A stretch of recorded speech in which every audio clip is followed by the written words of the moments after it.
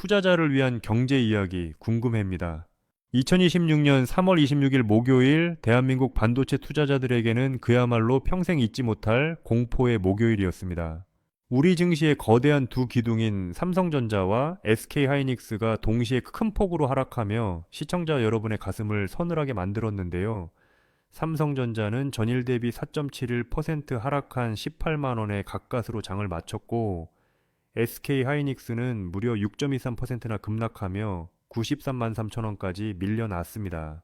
코스피 지수 역시 3.2% 급락하며 시장 전체가 휘청거렸죠. 많은 분이 이 하락의 배후로 구글이 발표한 새로운 알고리즘 기술인 터보퀀트를 지목하고 있습니다. 도대체 이 기술이 무엇이길래 우리 반도체 거인들을 이토록 흔들어 놓은 것일까요? 오늘 이 시간에는 터보퀀트 기술의 실체가 무엇인지, 그리고 이것이 왜 우리 반도체 주가와 이런 복잡한 상관관계를 갖게 되었는지 아주 쉽고 자세하게 공부해보는 시간을 갖겠습니다. 본 영상은 주식 용어 및 원리를 설명하기 위해 제작하였습니다. 궁금한 경제 이야기가 있으면 댓글에 남겨주세요. 먼저 터보퀀트라는 녀석의 정체부터 명확히 짚고 넘어가야 합니다. 현지 시간으로 3월 24일 구글 리서치 블로그에 아주 흥미로운 연구 결과가 하나 올라왔습니다. 인공지능이 데이터를 처리하는 방식을 획기적으로 효율화하는 일종의 알고리즘 세트에 관한 내용이었죠. 이름은 참 어렵지만 아주 쉬운 비유로 설명해 드릴게요. 우리가 해외여행을 갈 때 짐을 싼다고 생각해 봅시다. 예전에는 옷을 그냥 차곡차곡 넣어서 커다란 트렁크가 6개나 필요했습니다. 그런데 구글이 아주 기발한 진공 압축팩 기술을 발표한 겁니다. 구글의 공식 발표에 따르면 터보컨트 기술을 사용하면 인공지능이 답변을 만들기 위해 기억을 저장하는 공간인 KB 캐시의 메모리 사용량을 최소 6배나 줄일 수 있다고 합니다. 특히 놀라운 점은 데이터를 단 3비트 수준으로 아주 작게 압축하면서도 구글이 실시한 자사 벤치마크 결과 기준으로는 답변의 정확도 손실 없이 이를 구현해냈다는 것이죠. 보통 데이터를 압축하면 화질이 깨지듯 인공지능도 멍청해지기 마련인데 터보컨트는 그 문제를 해결했다는 겁니다. 게다가 기존 인공지능 모델을 다시 공부시키는 복잡한 파인튜닝 과정 없이도 바로 적용할 수 있다고 하니 개발자들 입장에서는 그야말로 엄청난 도구가 나온 셈입니다. 또한 엔비디아의 H100 GPU 가속기 기준으로 인공지능 연산의 핵심인 어텐션 로그잇 계산 성능을 특정 과정에서 최대 8배까지도 높일 수 있다고 설명했습니다. 한마디로 짐 부피는 6분의 1로 확 줄이면서 특정 계산 과정의 성능을 크게 높이는 마법 같은 기술인 것입니다. 이 기술은 단순히 채팅뿐만 아니라 방대한 데이터를 검색하는 벡터 검색 엔진에도 적용될 수 있어 활용도가 매우 높습니다. 이 소식이 전해지자 3월 25일 미국 시장에서는 터보컨트 이슈와 함께 SK하이닉스의 공격적인 투자 뉴스가 겹치며 마이크론 등 메모리 주식들이 먼저 흔들렸고 오늘 우리 시장에 그 충격이 본격적으로 상륙한 것입니다. 자, 여기서 시장은 아주 단순하면서도 무서운 상상을 하기 시작했습니다. 트렁크 부피가 6분의 1로 줄어드니까 이제 트렁크를 6개나 살 필요가 없겠네? 그럼 트렁크 만드는 회사인 삼성전자랑 하이닉스는 굶어 죽겠네? 라는 생각이죠. 즉, 메모리 수요가 둔화될 것이라는 공포가 순식간에 번지며 매도 버튼을 누르게 만든 것입니다. 하지만 여러분, 우리가 여기서 놓치지 말아야 할 사실이 있습니다. 이 터보컨트는 아직 연구 단계의 기술이라는 점입니다. 구글 리서치 팀이 발표한 논문 결과이며 2026년에 열릴 국제학회인 ICLR에서 정식 발표될 예정인 연구 성과일 뿐입니다.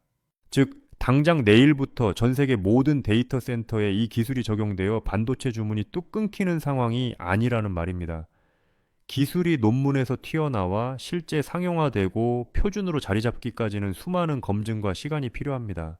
그럼에도 주가는 왜 이렇게 크게 반응했을까요? 물론 오늘 주가 하락에는 터보컨트 이슈 외에도 당시 시장의 불안한 수급과 심리가 함께 반영됐습니다. 특히 환율이 1,500원을 돌파하며 급등함에 따라 환차손 우려가 커진 외국인이 코스피에서만 3조 원 넘게 팔아치운 것이 뼈 아팠고 기관 투자자들 역시 시장 전체의 위험을 피하고자 매도 행렬에 가담했습니다. 안 그래도 불안하던 반도체 투자 심리에 구글의 기술 발표가 불을 지핀 촉매제가 된 셈입니다. 종목별로 조금 더 깊이 들어가 보면 상황은 더 입체적입니다. 먼저 SK 하이닉스를 볼까요? 하이닉스는 최근 네덜란드 ASML에 약 79.7억 달러라는 거금을 들여 최첨단 EUV 장비를 대거 주문했습니다. 시장은 이를 보고 수요가 줄어들지도 모르는데 하이닉스는 오히려 공격적으로 공급을 늘리려 하네라는 우려를 하기 시작했습니다. 여기에 외신을 통해 SK 하이닉스가 용인 클러스터와 미국 인디애나 공장 투자 자금을 마련하기 위해 약 2%에서 3% 수준의 지분을 미국 증시에 상장하는 방안을 검토 중이라는 소식까지 더해지며 주식 가치 희석에 대한 걱정이 주가를 끌어내렸죠. 하지만 팩트를 체크해보면 SK 하이닉스의 2026년 생산부는 이미 솔드아웃된 상태입니다. 물건이 없어서 못 파는 상황인데 당장의 수요 절벽을 걱정하는 것은 아직 시기상조일 수 있다는 뜻입니다. 삼성전자 역시 마찬가지입니다. 삼성은 현재 HBM4 제품을 이름이 공개되지 않은 고객사들에게 이미 출하하기 시작하며 하이닉스를 무섭게 추격하고 있습니다. 또한 인공지능 수요의 변동성에 대비해 주요 칩 사업을 3년에서 5년짜리 장기 계약 체제로 전환하려는 전략을 추진 중입니다. 오늘 삼성전자 주가가 18만 원대 초반까지 밀린 것을 두고 기업의 가치가 망가졌다고 단정하기는 어렵습니다. 오히려 그동안 급등했던 주가가 여러 복합적인 악재를 만나 가격을 재조정하는 과정으로 보는 것이 더 합리적입니다. 그렇다면 정말 우리 반도체 시장이 망하는 걸까요? 여기서 우리는 제번스의 역설이라는 흥미로운 법칙을 떠올려야 합니다. 어떤 자원을 사용하는 효율성이 좋아지면 처음에는 그 자원을 적게 쓸 것 같지만 실제로는 비용이 저렴해지면서 더 많은 사람이 그 자원을 쓰게 되어 전체 소비량은 오히려 늘어나는 현상을 말합니다.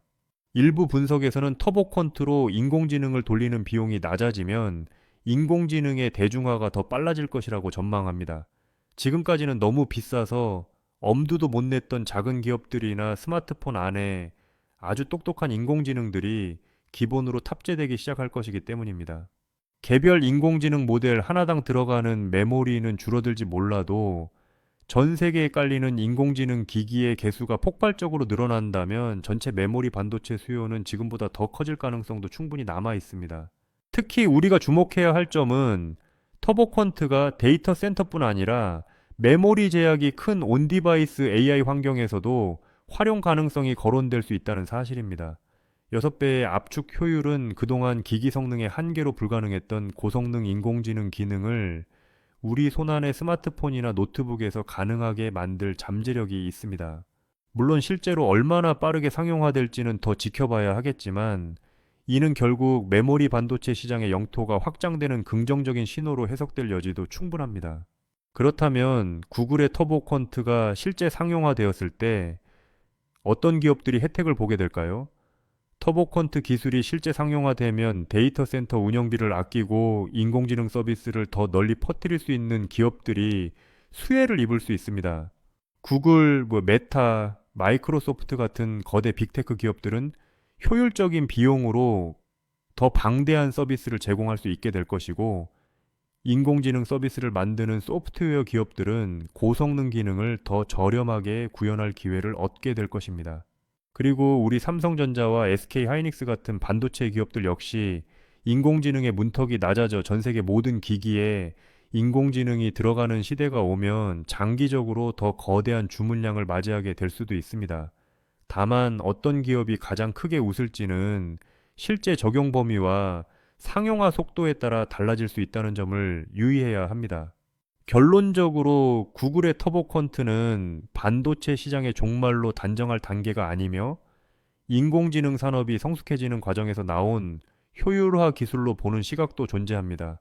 물론 이 효율화가 실제 총수요 확대를 부를지 아니면 메모리 탑재량 감소로 이어질지는 아직 검증 중인 단계입니다. 주식 시장은 언제나 새로운 기술이 나올 때마다 과잉 반응하곤 하지만 기술의 진보는 늘 시장의 파이를 키워왔다는 역사를 기억하십시오. 지금은 공포에 질려 눈을 감기보다 기술이 바꾸는 시장의 지도를 냉정하게 읽어내야 할 때입니다. 오늘의 궁금증은 여기까지입니다. 다음에도 궁금한 경제 이야기로 찾아올 테니 구독해두세요.